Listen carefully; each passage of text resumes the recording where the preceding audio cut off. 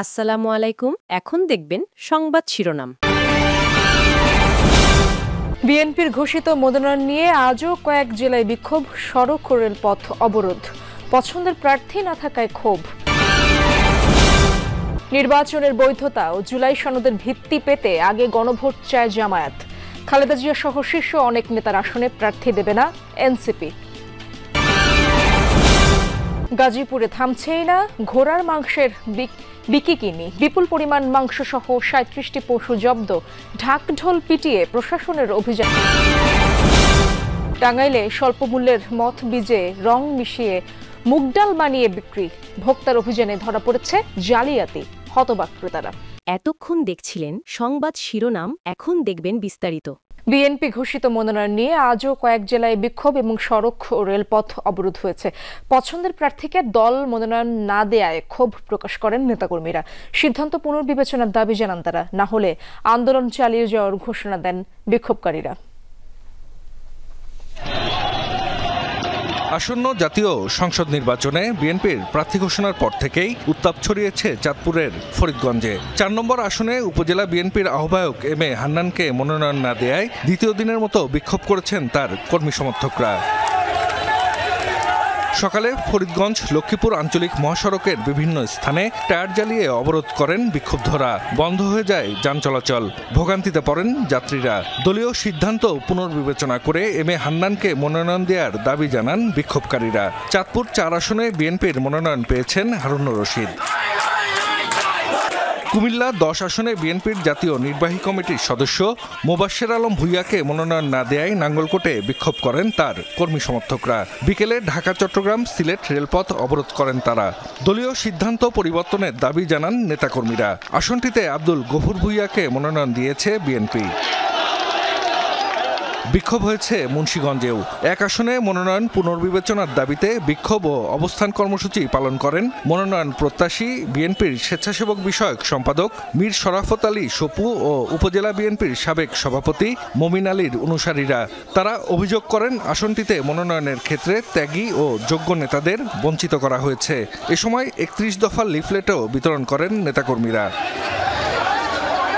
এদিকে মাদারীপুর ১ আসনে কামাল জামান মোল্লার মনোনয়ন স্থগিতের প্রতিবাদে বিক্ষোভ করেছেন তার অনুসারীরা। সকালে শিবচর পৌর এলাকায় সড়কে অবস্থান নেন তারা। মাদারীপুর ১ আসনে বিএনপি প্রার্থী হিসেবে সোমবার কামাল জামান মোল্লার নাম ঘোষণা করা হয়। পরদিন দলের প্রেস বিজ্ঞপ্তির মাধ্যমে নির্বাচনের বৈধতা ও জুলাই সনদের ভিত্তি পেতে আগে গণভোট হতে হবে, এমন দাবি জানিয়েছেন জামায়াতের আমির ডক্টর শফিকুর রহমান। ভোটে আওয়ামী লীগের অংশ নেওয়ার সুযোগ নেই বলেও মন্তব্য করেন তিনি। সকালে সিলেট ওসমানী আন্তর্জাতিক বিমানবন্দরে গণমাধ্যম কর্মীদের নানা প্রশ্নের জবাবে এসব কথা বলেন ডক্টর শফিক। জানান, ফেব্রুয়ারিতে নির্বাচন না হলে নানা বিশৃঙ্খলা হওয়ার সুযোগ তৈরি হবে। নির্বাচন আয়োজনের বৈধতা ও জুলাই সনদের আইনি ভিত্তির জন্য আগে গণভোটের আয়োজনের আহ্বান জানান তিনি। আওয়ামী লীগের নির্বাচনে অংশ নেওয়ার সুযোগ নেই মন্তব্য করে জামায়াতের আমির বলেন, দলটি কখনোই নির্বাচনমুখী ছিল না। তৃতীয় মেয়াদে জামায়াতের আমির নির্বাচিত হওয়ার পর ২ দিনের সফরে নিজ এলাকায় সিলেটে যান ডক্টর শফিকুর রহমান। বিমানবন্দরে তাকে স্বাগত জানাতে ভিড় করেন নেতাকর্মীরা। আগামী নির্বাচনে প্রত্যেকটা ব্যক্তি যে সত্যিকারের ভোটার সে যেন তার ভোট নিজে দিতে পারে এবং ভোট দেওয়ার পরে ভোটের প্রতিফলন যেন সে দেখতে পারে। এখানে যেন অতীতের নোংরা রাজনীতির পুনরাবৃত্তি না হয়, সেই ব্যাপারে আমাদের সবাইকেই সজাগ থাকতে হবে। গাজীপুর সিটি কর্পোরেশনের হায়দ্রাবাদ এলাকা থেকে ঘোড়ার মাংস সহ ৩৭টি ঘোড়া জব্দ করা হয়েছে। মঙ্গলবার রাতে অভিযানে যায় প্রশাসন। ৫ মণ মাংস জব্দ করা হলেও আটক হয়নি কেউ। র্যাবের উপস্থিতি টের পেয়ে আগেই পালিয়ে যায় জড়িতরা। প্রশাসনের নিষেধ সত্ত্বেও গত ১ বছর ধরে ওই এলাকায় চলছে ঘোড়ার মাংস বিক্রির কারবার।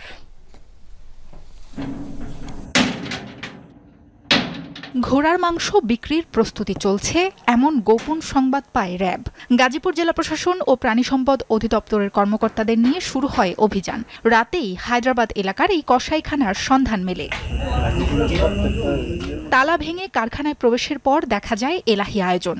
বেশ কয়েকটি ঘোড়া জবাইয়ের পর হাড় মাংস আলাদা করেছে কসাইরা। বিক্রির জন্য প্রস্তুত করা হচ্ছিল নিষিদ্ধ ঘোষিত এই প্রাণীর মাংস। অভিযোগ আছে এসব মাংস গরুর মাংস বলে বিভিন্ন হোটেল রেস্তোরাঁয় বিক্রি করা হয়।